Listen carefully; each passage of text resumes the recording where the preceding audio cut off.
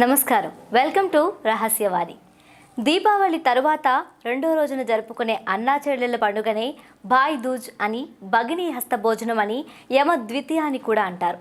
ఈ పండుగ సోదరీమణుల మధ్య ప్రేమకు గుర్తు మరియు వారి మధ్య రక్షణ మరియు ఆప్యాయతని బంధాన్ని బలోపేతం చేయడానికి జరుపుకుంటారు. సోదరీమణులు భోజనం పెడితే సోదరులు వారి జ్ఞాపకార్థం బహుమతులు ఇస్తారు. భగిని అంటే తోబుట్టు అని, భాగ్యవంతురాలు అని అర్థం. సోదరి చేతి వంటను తినడమే భగినీ హస్త భోజనం. ఈ సాంప్రదాయానికి ఎంతో విశిష్టత ఉంది.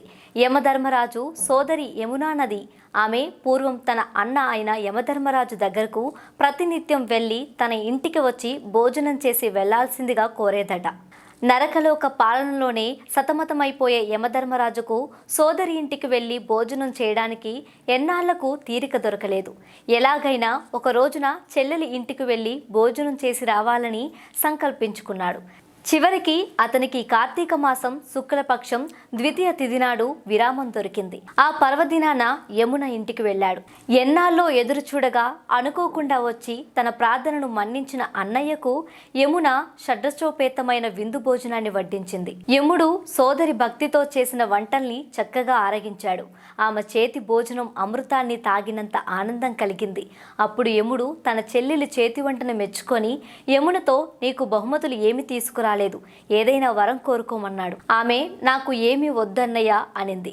అప్పుడు యముడు, అడుగమ్మా, నేను నువ్వు ఏమి అడిగితే అది నేను తప్పక తీర్చుతాను అన్నాడు. వారు దేవతలు కదా, వారు స్వార్థంగా ఏమీ కోరికలు అడగరు.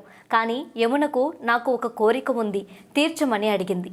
అది ఏమిటంటే, అగ్రజ, నీవు ప్రతి సంవత్సరం ఇదే రోజున నా ఇంటికి వచ్చి నా చేతి వంటను తిని వెళ్ళాలి. అంతేగాక ప్రతి సంవత్సరం కార్తీక శుక్ల ద్వితీయ నాడు లోకంలో ఏ అన్నలు చెల్లెలు వండిన పదార్థాలను భోజనం చేస్తారో అలాంటి వాళ్లకు నరక బాధ ఉండరాదు, వారికి అపమృత్యు దోషం కలగకుండా వరం ఇమ్మని కోరింది. యముడు తదాస్తు అన్నాడు. నాటి నుంచి ఈ వేడుక యమద్వితీయ అని, భాతృద్వితీయ అని ప్రసిద్ధిలోకి వచ్చింది. భగినీ హస్త భోజనం అనేది అనాదిగా వస్తున్న సాంప్రదాయం, ఆచారం. ఇందులో మానవ జీవ విశేషాలు, పరమార్థాలు ఇమిడి ఉన్నాయి. మనిషి కుటుంబ జీవి కనుక కుటుంబాన్ని విడిచి క్షణం కూడా జీవించలేడు. కుటుంబంలో ముఖ్యులు తల్లిదండ్రులు. వాళ్ళు సంతానాన్ని కని, పెంచి, పోషించి, పెద్ద చేసి, విద్యాబుద్ధుల్ని ప్రసాదించి తమ సంతానానికి కుటుంబాలను సంపాదించి పెడతారు.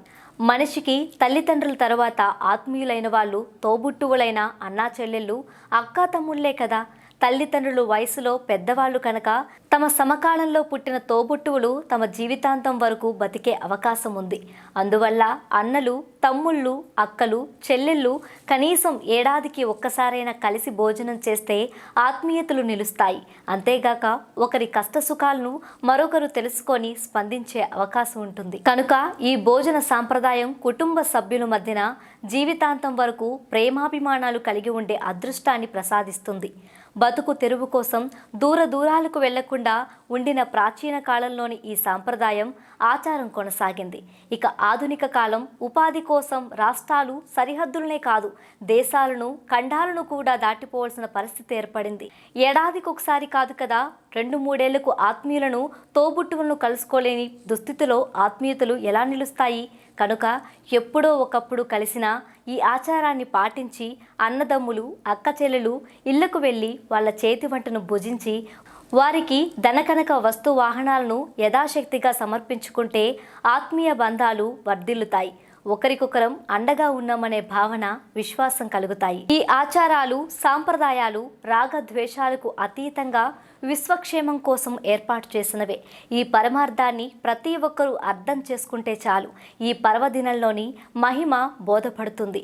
ఏ సాంప్రదాయమైనా, ఆచారమైనా మానవాళి మధ్య సద్భావనలను పెంపొందింపచేసి స్నేహాన్ని, ఆత్మీయతను, ఆప్యాయతను శాశ్వతంగా నిలపడం కోసమే. అంతుచిక్కని రహస్యాలు, మరెన్నో మనకి తెలియని పురాతన కట్టడాలు, వాటి వెనక దాగిన నిజాలు, పూర్వీకుల ఆచారాలు, మరెన్నో మూఢ విశ్వాసాలు, ఇలా కాలగర్భంలో కలిసిపోతున్న రహస్యాల కొరకు సబ్స్క్రైబ్ చేయండి రహస్యవాణి ఛానల్.